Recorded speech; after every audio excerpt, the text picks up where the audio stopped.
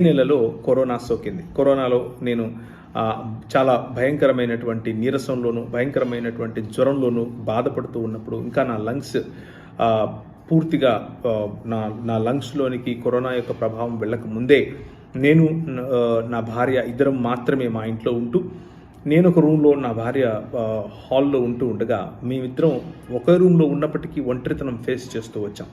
అప్పుడు మాకు తట్టినటువంటి సృజనాత్మకమైన ఐడియా ప్రకారంగా మా రూమ్‌కు, అనగా నేను ఎక్కడైతే పడుకుని ఉన్నానో నా బెడ్రూమ్‌కు, అలాగే హాల్‌కు మధ్యలో ఒక పర్టిక్యులర్ యాంగిల్లో ఒక అద్దాన్ని ఉంచాం. ఒక పెద్ద అద్దాన్ని ఉంచడం కారణం చేత నేను నా భార్యను చూడగలుగుతున్నాను రూమ్‌లో నుండే. అలాగే నా భార్య హాల్‌లో నుండి నన్ను కూడా రూమ్‌లో పడుకుని ఉండగా చూడగలుగుతూ ఉంది.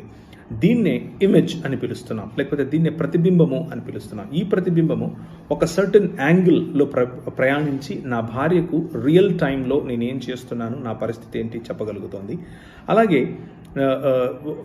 ఇదే ప్రతిబింబము సర్టెన్ యాంగిల్లో ప్రయాణించి నా భార్య ఏం చేస్తుందో, నా భార్య పరిస్థితి ఎలాగుందో నాకు తెలియజేస్తూ ఉంది. ఎందుకంటే ఇద్దరము ఆ రోజుల్లో పేషెంట్స్గా కరోనా సోకడం కారణంగా ఇద్దరము పేషెంట్స్ అయ్యాం.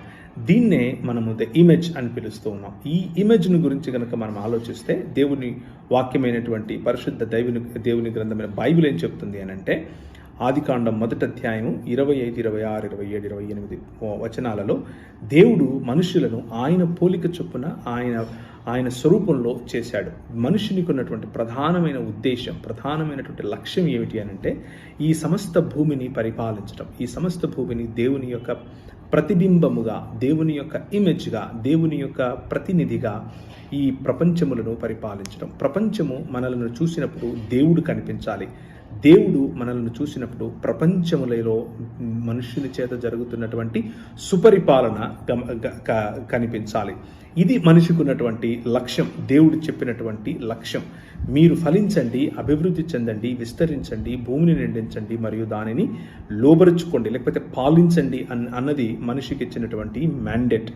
ఆ మ్యాండేట్లో మనిషి సృష్టి పైన ఒక తండ్రి హృదయం కలిగి, సృష్టి పైన ఒక కాపరి హృదయం కలిగి, సృష్టి పైన ఒక భర్తకు ఉండేటటువంటి హృదయం కలిగి, సృష్టి పైన ఒక ప్రియుడికి ప్రియులారి పట్ల ఉండేటటువంటి హృదయం కలిగి, సృష్టి పైన కాపరికి తన మంద పైన ఉండేటటువంటి హృదయం కలిగి ఈ సృష్టిని పాలించాలి, ఏలాలి, అందులో క్రమాన్ని విస్తరింపచేయాలి, దానిని సుభిక్షతలోనికి నడిపించాలి, వృద్ధిలోనికి తీసుకొని రావాలి, దానిని సంరక్షించుకోవాలి. ఈ మాటని ఆదికాండం 2వ అధ్యాయము 15, 16 వచనాల్లో దేవుని వాక్యం చెబుతోంది.